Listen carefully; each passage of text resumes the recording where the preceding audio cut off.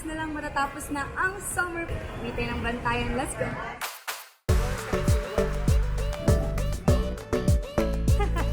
Alam niyo ba, papunta sa Bantayan, tatlo lang naman. Alam niyo yung country Taylor Swift? The land, the sea, the sky. Kasi from air to land to water po tayo. Ready na ba kayo mga kapuso? Kung ready na kayo, tara. Kasi malayo pa ang tatahakin. Let's go. Malayo pa.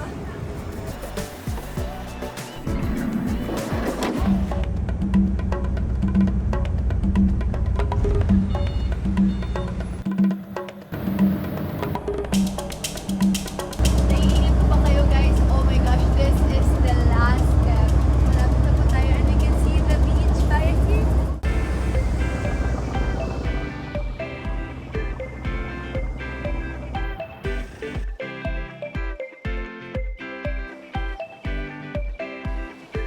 Maayong pag-abot sa Bantayan Island!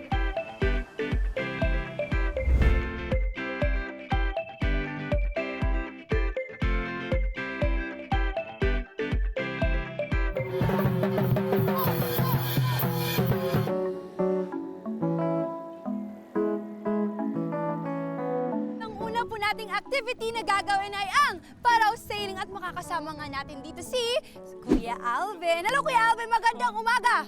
Ano ba tong parasailing Kuya? Isa po itong uri ng boat na wala pong makina. Layag lang po yung gamit tapos hangin po yung nagdadala. And ito nga ay via wind. So ready na ba kayong dalhin ng hangin? O giliw, halika't sumama ka. Tayo ay mahikang magkahawakang kamay. When I did parasailing, alam mo yung tahimik ka lang, tapos you realize how small you are, you know, in this world na sobrang ganda ng view, sobrang ganda ng scenery. Dahan-dahan mong damhin ang pagod ng aking kamay. Sobrang ganda dito, sobrang gaan sa feeling, nawawala lahat ng problema mo. And ang galing kasi, yung paraw lang talaga ng laylayag sa amin guys, sobrang galing ng mechanics niya, mechanism.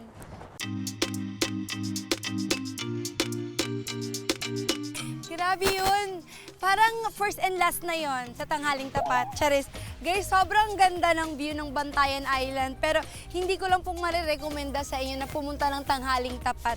Kasi kahit na po makinang, malinis ang tubig, sobrang nananampal po yung init na para bang nag-aaway kaming dalawa. Ganun yung feeling. Pero all in all, it was a great experience. Thank you so much, Parao.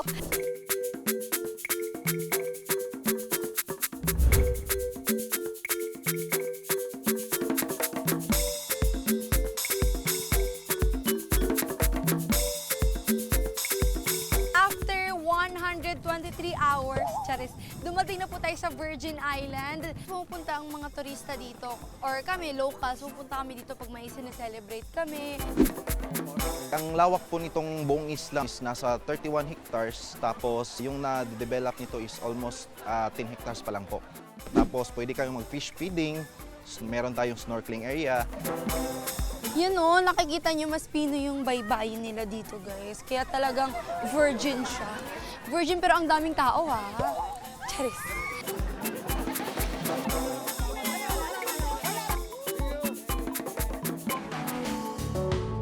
Iba yung nabibigay na saya ng isla sa akin.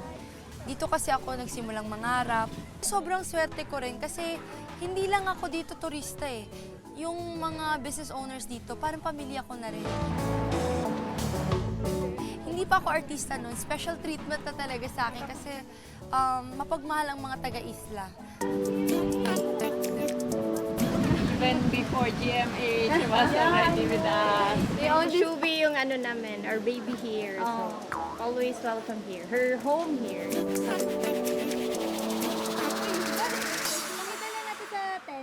Dito po ako usually nagsispend ng araw ko dati.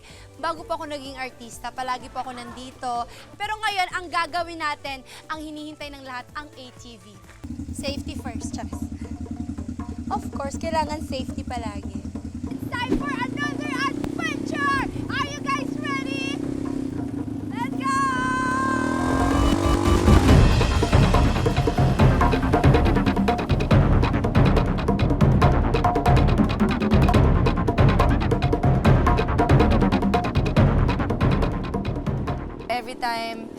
people ask me kung saan ka lumaki or saan yung home mo, where do you feel at home, sinasabi ko po talaga Bantayan. Kasi dito ako nagkamuwang and dito ko naramdaman yung pagmamahal na unconditional.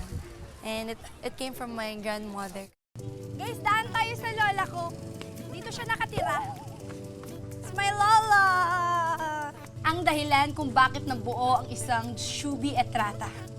So kahit na hindi ako artista, pinagmamalaki niya na ako. For sure, masaya yung lola ko ngayon kasi siya talaga yung may gusto na maging artista ako. Kaya masaya yan siya. Feeling ko ngayon, yung mga buto niya dyan nagja-jump-jump na.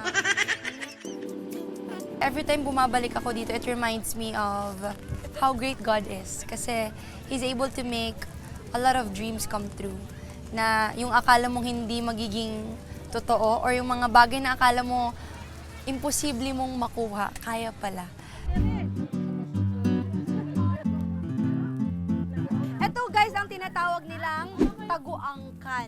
Ang taguangkan kay unsa man ni siya, bituka ni siya sa manok. Tapos nilalagyan na lang nila ng nilaga na itlog. Hindi pa ako nakabihis guys. O, tapos ako na rin. Oo. Atake, iniwan niyo talaga ako dito ate, no? Oo.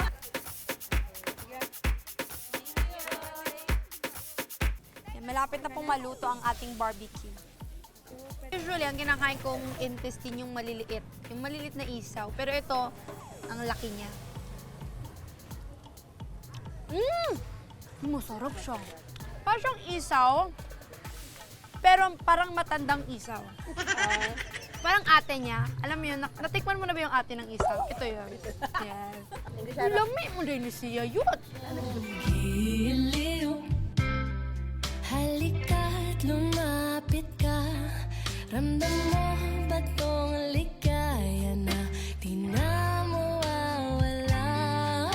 Oh, giliw, wala nang kailangan pa sa bisig mong I've always loved the ocean. Kahit nung bata pa ako, siguro kasi malapit ako sa dagat, kaya siguro na-develop yung pagmamahal na yun. Na bibigyan ako ng sense of relaxation na all my problems are just really small. You know, I'm just a small particle in this world.